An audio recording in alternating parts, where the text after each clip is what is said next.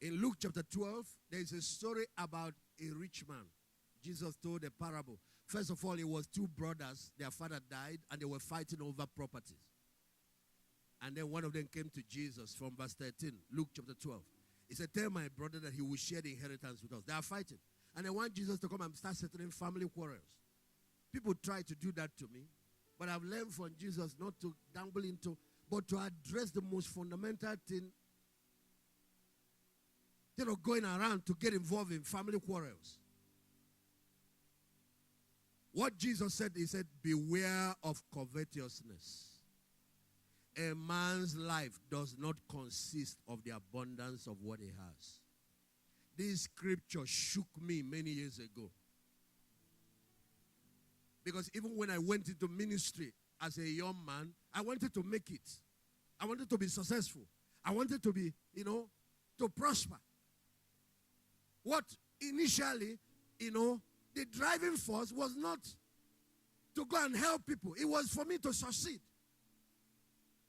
Because that's what I saw. That's the kind of language I saw around me. Self-absorbed, self-driven, self-centered living. And the Lord said, he said, you see, a man's life does not consist of the abundance of what you have. Life is not measured by possession. Life is measured by contribution. It's the impact you made on others. Life is not measured by consumption. Life is measured by donation. Life is not measured by accumulation. Don't let anybody confuse you.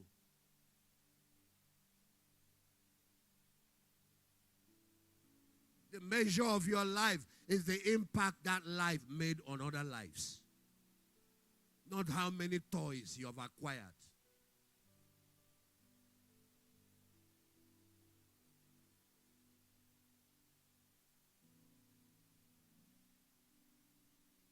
And then he told them a parable about a certain rich man. Please, can you read it for me?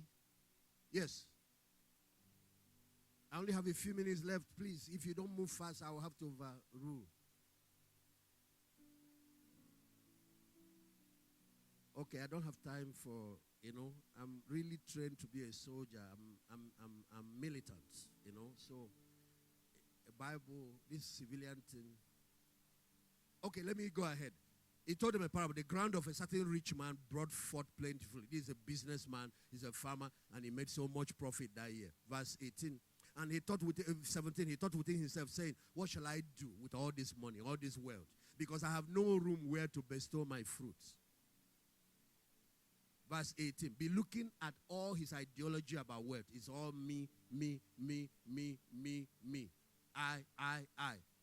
And he said, this is what I will do. I will pull down my barns. I will build greater ones. And there I will bestow all my fruits and all my goods.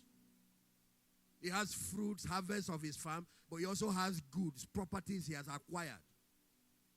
Then verse 18. And I will say to my soul, soul, thou hast much good laid up for many years. You don't need to work again for the rest of your life. You have financial security. Your children's children are settled. For many years. Take thy ease, eat, drink, and be merry and enjoy. And then, the next verse, and God said to him, thou fool. What shocks me, God called the man a fool that was a very successful businessman, made so much money, enough to take care of future generations. And now you call him a fool. I thought that is the guy. I want to make it. This is my guy. This is my dream guy. I want to make it like this guy. I want to retire at 25. I want to retire at 30 and I don't have to work. I can now enjoy, travel around the world, just seeing places. He said, you fool, this night your soul shall be required from thee. Then whose shall those things be which you have provided? You are dying tonight. God just called the angel that controlled NEPA in heaven. Human life. He says, switch off